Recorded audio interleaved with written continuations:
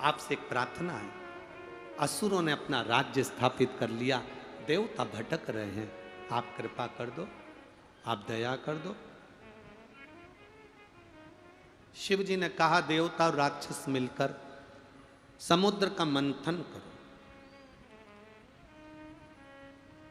मंथन में जो अमृत निकलेगा वो अमृत देवता धारण कर लेना, सुख का अनुभव हो जाएगा।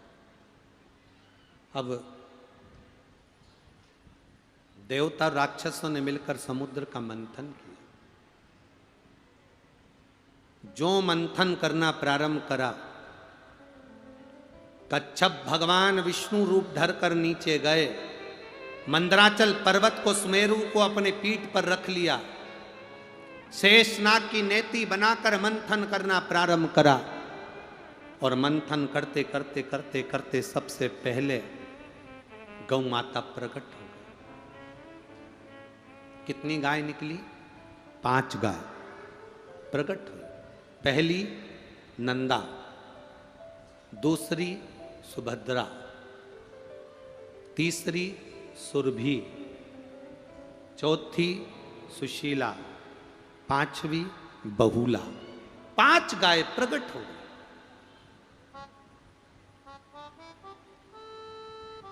पांच गाय प्रकट।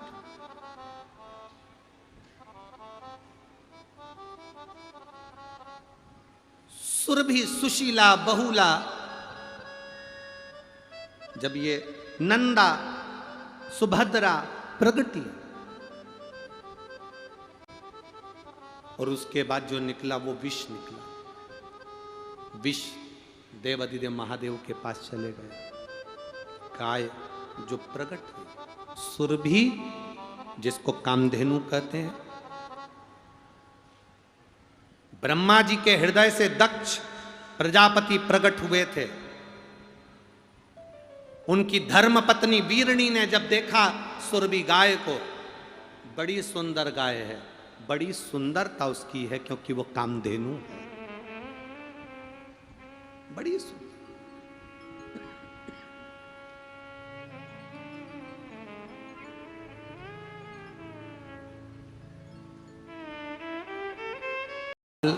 शादी को हो गए ताकि वो अपने स्त्री स्वरूप में आ जाती थी।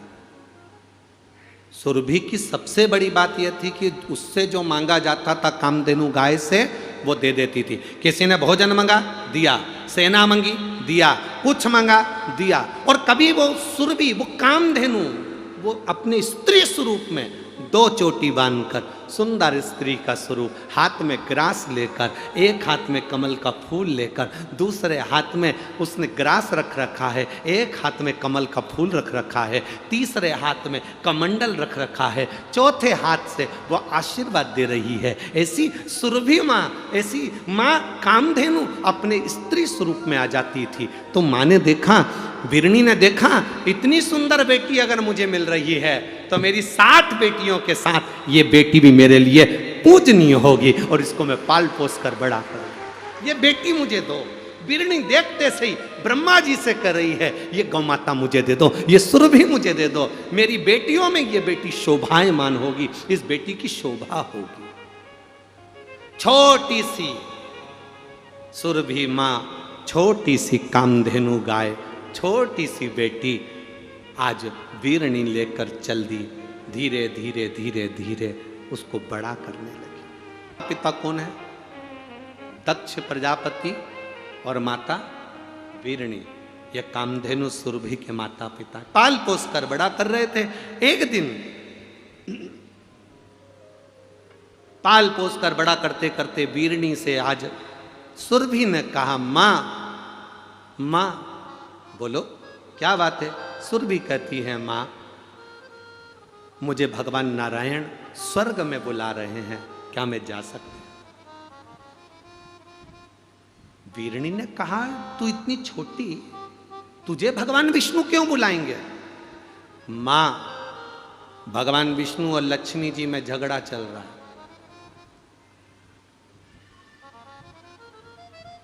क्या झगड़ा चल रहा है? लक्ष्मी जी कह रही हैं मैं सर्वश्रेष्ठ हूं, नारायण कह रहे हैं तू सर्वश्रेष्ठ नहीं। अब दोनों में झगड़ा चल रहा है, तो भगवान विष्णु ने मुझे बुलाया है। क्यों बुलाया है? लक्ष्मी को बहुत अहंकार आ गया है माँ, उसके अहंकार को कम करने के लिए नारायण मुझे बुला रहे हैं। तू जाकर क्या करेगी बेटी? सुरभि कहती है माँ, कामधेनु कहती है माँ, मुझे जाना पड़ेगा क्योंकि नारायण बुला रहे हैं। माँ वीरणी ने कहा ठीक है जा, और वीरणी अपनी बेटी सुरभि को, कामधेनु को स्वर्ग भेज दी। जैसे स्वर्ग में कामधेनु गई, भगवान नारायण ने कहा कामधेनु, वीरणी हमें तीर्थ करने जाना है। अगर हम इस नारायण के स्वरूप में तीर्थ करने जाएंगे तो लोग हमें देखकर पूजने लग जाएंगे, इसलिए हम तुम्हारे शरीर में बैठकर तीर्थ करेंगे। 33 कोटि देवताओं को माता सुरभि ने अपने शरीर में बिठा लिया। भगवान नारायण तीर्थ करने ले गए। 8 दिन तक नारायण स्वर्ग नहीं आते। 10 दिन निकल जाते, भगवान नारायण स्वर्ग नहीं आते। तो लक्ष्मी जी को टेंशन बढ़ा कि मेरा पति आखिर जाता कहाँ है, भगवान विष्णु आखिर जाते कहाँ है। लक्ष्मी जी को टेंशन बढ़ा, लक्ष्मी जी को चिंता बढ़ी कि नारायण कहाँ गए, नारायण पहुंचे कहाँ है। अब तो सारे देवता गौ माता के अंदर बैठते तीर्थ करने चले जाते।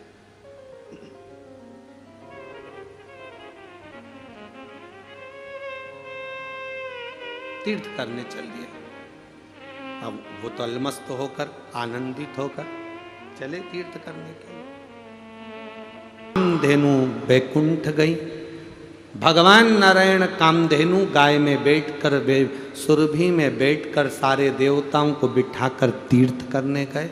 लक्ष्मी जी को चिंता लग गई कि मेरे पति आखिर जाते कहाँ।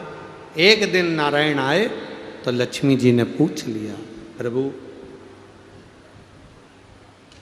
बहुत दिनों में आते हो, आप कहाँ रहते हो? भगवान नारायण ने कहा गौ माता में बैठकर हम तीर्थ करने के लिए जाते हैं।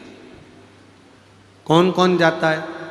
भगवान विष्णु ने कहा कि सारे 33 कोटि देवी देवता, सरस्वती हो, पार्वती हो, शंकर जी हो, इंद्रदेव, वरुण देव, गरुण देव, षडानंद, गणेश, रिद्धि सिद्धि, सब। तो इतने में लक्ष्मी जी बोली, हमें तो आप लेकर जाते ही नहीं हो। भगवान विष्णु ने कहा लक्ष्मी, गाय का पूरा शरीर देवताओं से भरा पड़ा, जगह नहीं है, इसलिए हम तुम्हें बिठाए नहीं। माँ बाप से पूछना कि इसका दिल कितना रोता है। है भगवान नारायण ने कहा लक्ष्मी, तुम तो कहती थी कि सर्वश्रेष्ठ हो, गाय में बैठने के लिए तुम्हारे लिए स्थान नहीं है। तुम तो कहती थी कि मेरा पद अलग है, मेरी प्रतिष्ठा अलग है, देवताओं से मैं अलग बैठती हूं, तो फिर तुम गौमाता में कैसे बैठोगी? नहीं, मुझे गौमाता में बैठना है, आप मुझे बिठा। तब भगवान नारायण ने कहा कि अगर गाय में बैठना है तो केवल एक ही जगह खाली पड़ी है, गाय का गोबर। अगर तुम चाहो तो गाय के गोबर में बैठ जाओ। लक्ष्मी कहती है मैं राजरानी, मैं पटरानी लक्ष्मी, दुनिया का भंडार भरने वाली गाय के गोबर में बैठूंगी। भगवान विष्णु ने कहा बैठना हो तो बैठ जाओ, 3 देवता और घूम रहे हैं, कुर्सी एक ही है। अगर वो बैठ गए तो तुम नहीं बैठ पाओ, बैठना हो तो बैठो। तब माता लक्ष्मी ने नारायण जी से कहा मैं गाय के गोबर में बैठने को तैयार हूं, पर गोबर को कोई आशीर्वाद तो दे दो। भगवान विष्णु ने कहा मैं क्या आशीर्वाद दूंगा, आशीर्वाद तो देव अधिदेव महादेव देंगे। शंकर भगवान ने गाय के गोबर को आशीर्वाद दिया, लक्ष्मी तो गाय के गोबर में बैठी है, इसलिए जिसका आंगन, जिसका पूजन का स्थान गाय के गोबर से लीपा जाएगा, उसके घर में संपदा की कमी नहीं आएगी, लक्ष्मी का निवास है। अब सुरभि वापिस आने लगी अपनी मां के पास में, वीरणी के पास में। सुरभि वापिस आ रही अपनी माता के पास। और जब सुरभि अपनी माता के पास वापिस आने लगी, तभी सुरभि को आते हुए उसी समय पर राजा दिलीप सूर्यवंश के वहां से निकल कर आ रहे थे। राज्य को जीत कर राजा दिलीप निकल कर आ रहे थे और उन्होंने सुरभि गाय को, कामधेनु को देख कर भी प्रणाम नहीं किया। उन्होंने सुरभि गाय को, कामधेनु को देखकर प्रणाम नहीं किया।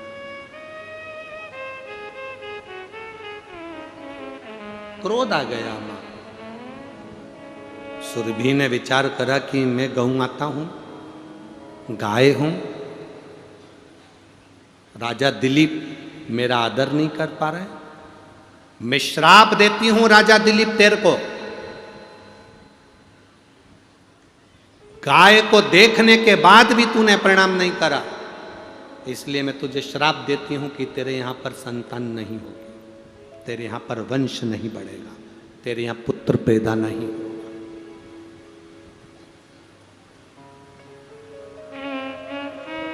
तेरे घर में औलाद नहीं होने वाली।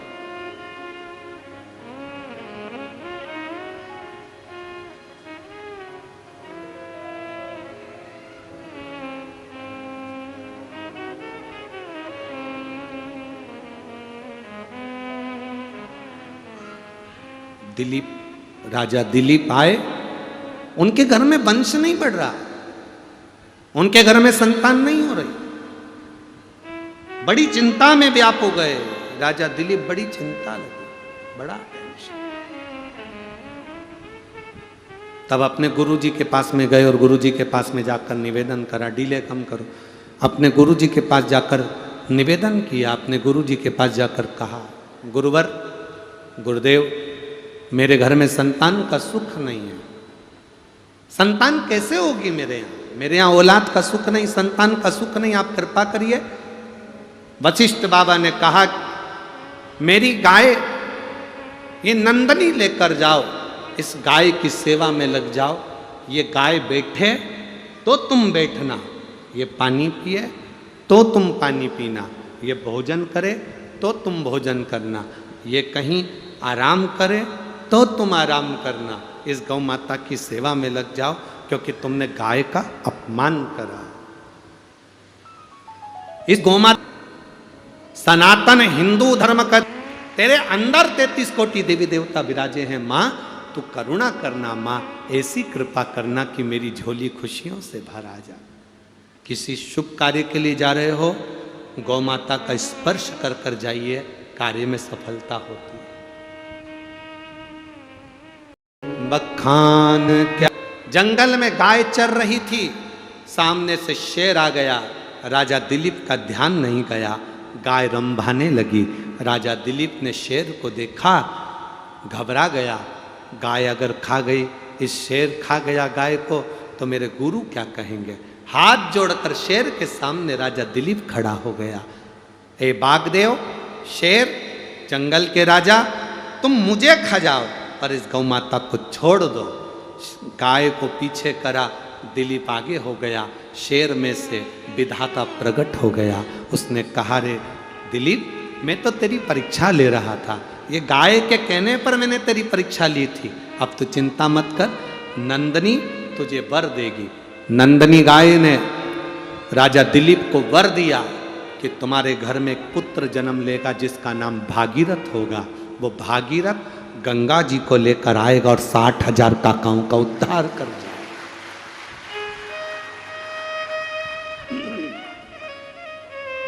गौ माता की कृपा से भागीरथ जैसा पुत्र हुआ कर दिया।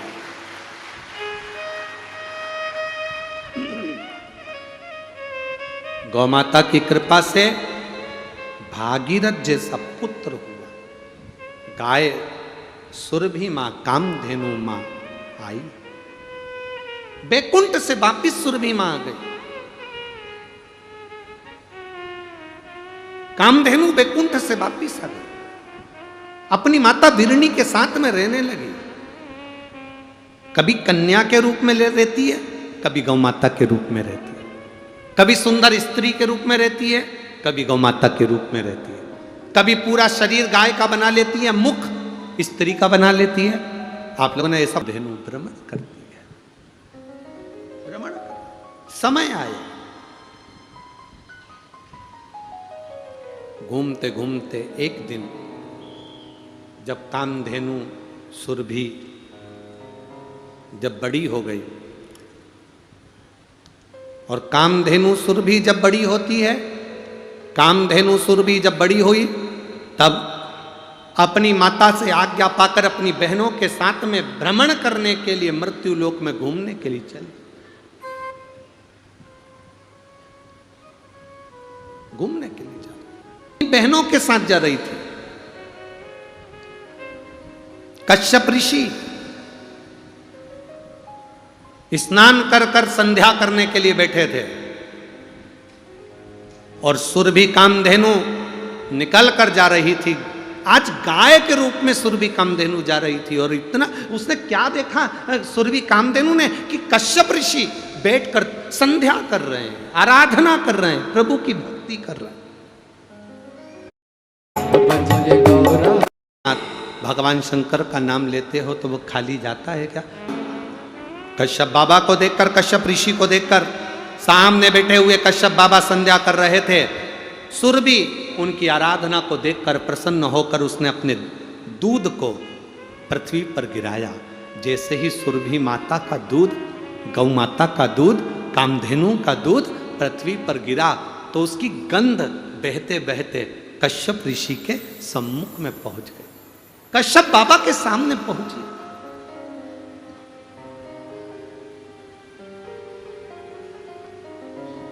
कोई कोई गाय ऐसी हो, दूध पृथ्वी पर दिया, दूध दिया तो गंध कश्यप मुनि के नासिका तक पहुंची। कश्यप मुनि का नियम था, भगवान को जब भी कुछ देते थे जो उनको अच्छा लगता था वो शंकर जी को दे देते थे। कश्यप मुनि को वो गंध अच्छी लगी तो उन्होंने संध्या करते करते भगवान शिव को गाय के दूध की गंध शंकर जी को समर्पित कर दी, दिल से दे दी कि भोलेनाथ ये तुम्हारी है, ये तुम्हारी है, दिल से दे दी।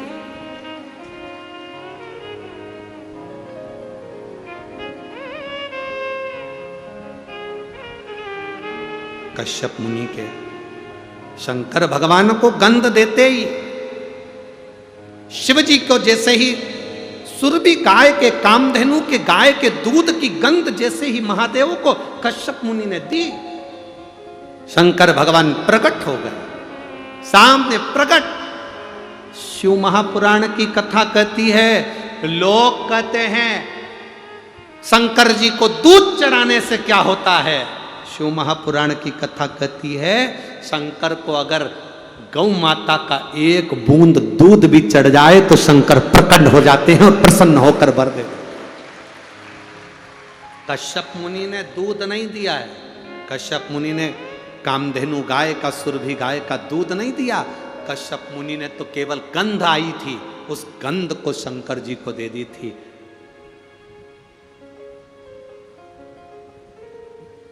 गंध शिव को दी, और वो गंध ओम को गंध मिली, शंकर प्रकट हो गए। कश्यप बाबा मांगो तुम्हें क्या चाहिए। कश्यप जी कहते हैं मैंने आपको जो गंध दी है वो मांगने के लिए नहीं दी, मुझे अच्छी लगी आपको दे दी।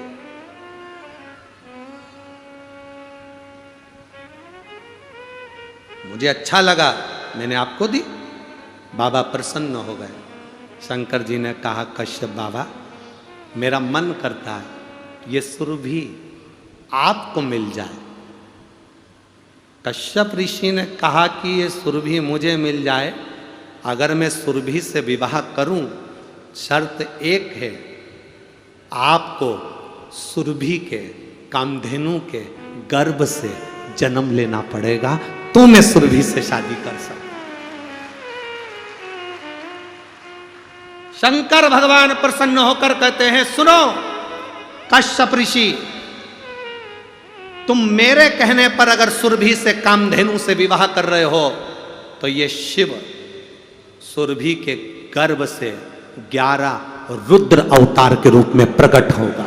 ये शंकर 11 रुद्र अवतार के रूप में कामधेनु गौ माता के उदर से प्रकट होंगे।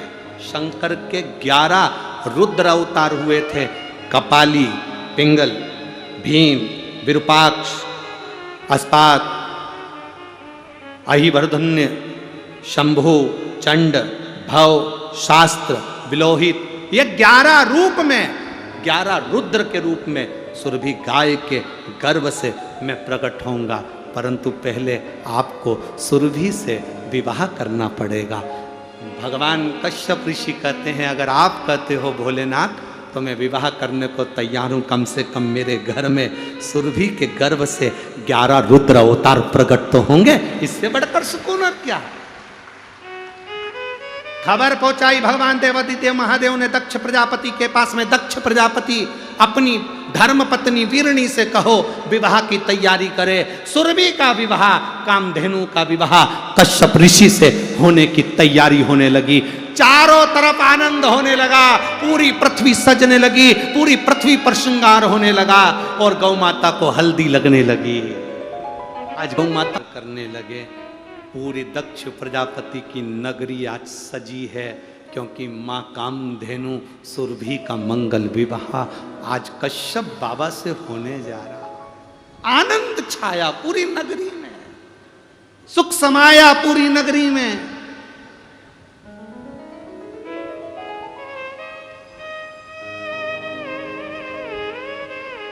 सुरभि अपने पिता दक्ष प्रजापति से गले लगकर कहती है बाबुल, क्या मैं आपको भारी लग रही हूं जो मेरा विवाह कर रहे हो? क्या मैं आपको भारी लग रही हूं? दक्ष प्रजापति कहते हैं ये जगत की रीति है बेटी, बाप के घर में बेटी रहती है उसको शादी कर कर विदा करना पड़ता है। कुंवारी रहती है तो बाप के ऊपर ना जाने कौन सा भाव प्रकट हो जाता है, इसलिए मैं विदा कर। सुरभि कहे अरे कैसा कर मंडप में ले गए।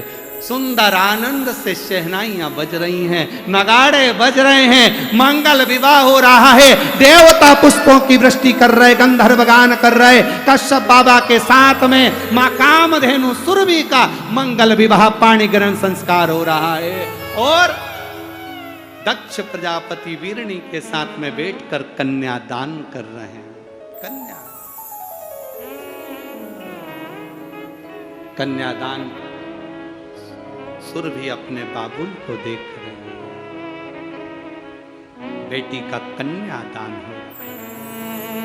अरे किस्मत वाले हो रे कोटी कथा आज तक ना तो किसी टीवी पर आई है, ना कभी किसी सीरियल में दिखाई है और ना कभी किसी जगह पर हुई है। किस्मत वाले हो, ये सोमवार के दिन, एकादशी के दिन गौ माता के मंगल विवाह की कथा सुनकर आज आपको कन्यादान करने का मौका मिल रहा है। 16 श्राद्ध में अपनी झोली में आज प्रेम से कन्यादान करो, भाव के साथ।